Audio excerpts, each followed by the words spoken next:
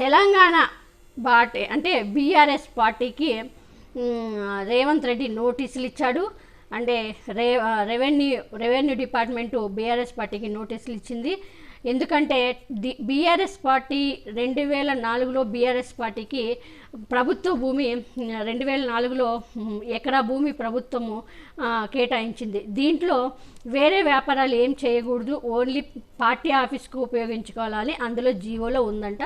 కానీ BRS party వాళ్ళు, TRS KCR వాళ్ళు అందులో టీ న్యూస్ అనే ఒక వ్యాపారం అంటే ఒక ఛానల్ని కూడా నిర్వహిస్తున్నారు. ఇది దగ్గర 2011 నుంచి ఈ ఛానల్ రన్ అవుతూ ఉంది అంట. దీనికి సంబంధించి కాంగ్రెస్ పార్టీ మాజీ ఎమ్మెల్సీ రాములు నాయక్ అనే అతను హైకోర్టులో, తెలంగాణ హైకోర్టులో కేసు వేయగా తెలంగాణ హైకోర్టు వివరణ కోరుతూ రేవంత్ రెడ్డి ప్రభుత్వానికి నోటీసులు జారీ చేస్తే ఇప్పుడు రెవెన్యూ డిపార్ట్మెంటు బీఆర్ఎస్ పార్టీకి అక్కడున్న ఇన్ఛార్జ్ శ్రీనివాస్ రెడ్డికి నోటీసులు జారీ చేశారు. దీనిపైన ఇంకా శ్రీనివాస్ రెడ్డి ఇంకా స్పందించలేదు.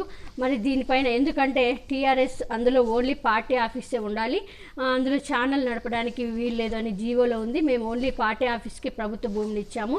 మీరు ఒకవేళ ఛానల్ని వారం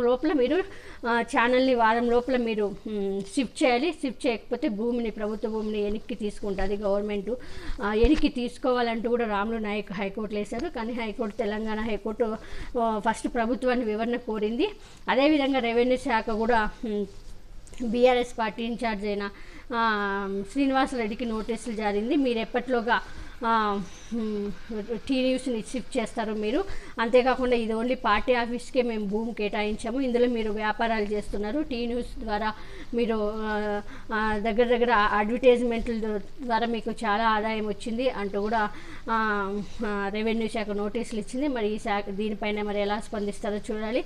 ఎందుకంటే దీన్ని కక్షపూరితం అంటారా, లేకపోతే ఇది కక్షపూరితం అయితే కాదు. ఎందుకంటే వాళ్ళు తీసుకోయిందే ఆఫీస్ కోసం తీసుకొని దాంట్లో ఛానల్ పెట్టడం అయితే అది తప్పు. మరి చూడాలి దీనిపైన ఎలా స్పందిస్తారో.